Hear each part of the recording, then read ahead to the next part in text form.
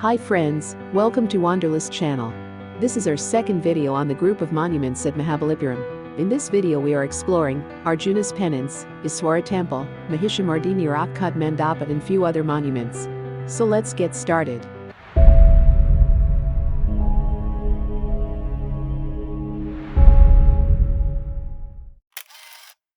Last week we explored Ishwara Temple in Mahabalipuram. If you haven't seen that video, please see that first, and then continue on this one.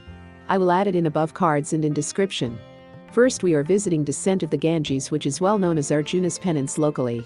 It is an open-air sculpture, and it shows the various events that took place during the descent of the sacred river Ganges to earth from the heavens, led by Bhagiratha.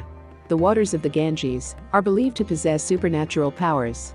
The descent of the Ganges and Arjuna's Penance are portrayed in stone at the Pandava Heritage Site. Carved on two big rocks, and the height of these two rocks is around 43 feet. The top of this rock used to be a collecting pool during ancient times. The sculpting on the rock is very intricate and detailed, and cannot be found anywhere else in India. It is one of the largest rock-cut reliefs to be found in the entire world. Now we are going to Panchapandava Cave Temple, which is adjacent to Arjuna's Penance. It is the largest cave temple in Mahabalipuram. The temple is one of the finest testimonial to the ancient Vishwakarma sthapathas of rock-cut cave architecture, out of many such caves also called mandapas.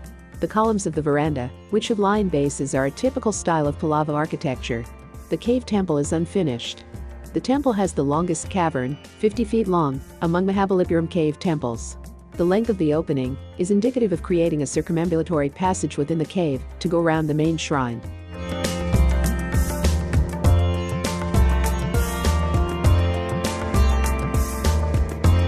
The Panchapandava Cave Temple is simple and elegant. It is a rectangular structure which is carved out of the rocks and supported by the pillars. The facade of the cave consists of stone pillars with lion caryatid, carved lions on the pillars, which are a typical style of Pallava architecture. It looks like these lion sculptures are supporting the pillars. However, they definitely give a royal look to the cave temple. Though it looks very simple, this cave seems to be the improvised version when compared to few other monuments in the group.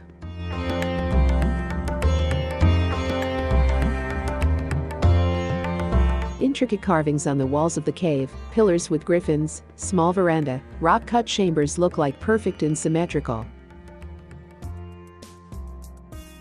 Only a small chamber has been carved at the center, which has remained attached to the main rock.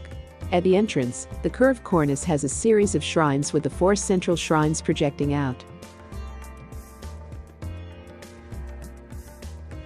Now we are going to Krishna Mandapam.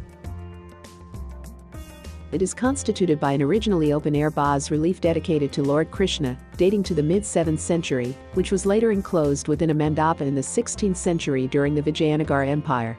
The structure shelters 9 reliefs carved on the rock surfaces, all dated to the 7th century, but further refurbished with additions made in the 16th century.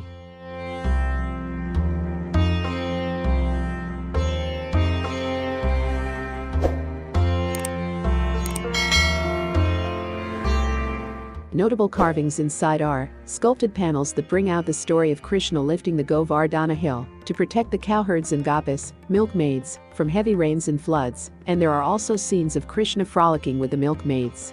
Other reliefs carved on the walls of the cave depict an elderly person carrying a child on his shoulders, a village scene of cowherds milking a cow with the cow licking the calf, the gopis with water pots on their heads amidst a cowherd playing a flute, a woodcutter walking with an axe, and a lady carrying a milk pot, and a rolled mat or bundle of grass, and a child hugging her mother. Krishna's fresco also shows him playing a flute in the fields. The panel further depicts a standing bull, which is perfectly carved by the Pallava artists. In particular, the carvings in the Krishna cave are reported to be very realistic reinterpretations of themes from the Hindu epics. Now we are seeing large unfinished rock sculptures similar to Arjuna's Penance. This also shows the same theme of Arjuna's Penance or Descent of the Ganges. This monument remains more unfinished than the Arjuna's Penance.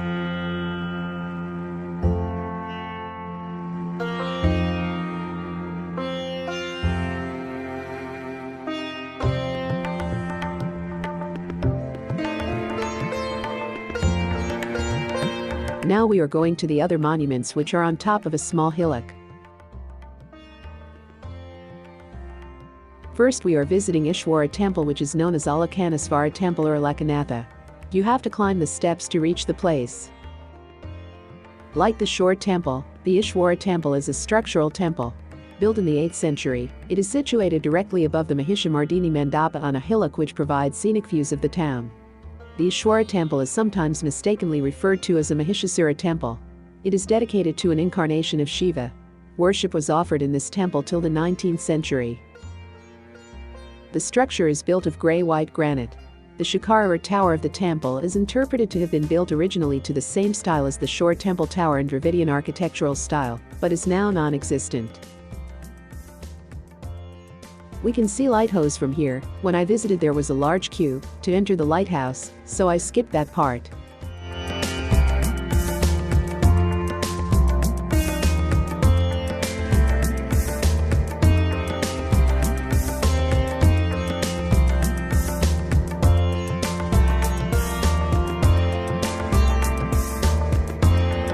Now we are going to Mahishamardhini or Mandapa. The cave reflects a transitional style of architecture in its columns, mounted on seated lions and frescoes carved on the walls inside the cave. According to legend, Durga killed the demon Mahishasura, who was considered unconquerable. Hence, following his slaying, she was given the title Mahishasura Mardini, conqueror of Mahisha. The granite-carved cave temple depicts the goddess Mahishamardhini, considered an incarnation of the goddess Durga, and is named after her as Mahishamardhini Cave Temple. The cave's northern wall depicts this battle. The other wall one is of Vishnu reclining on the seven-hooded serpent, Adi Sesha.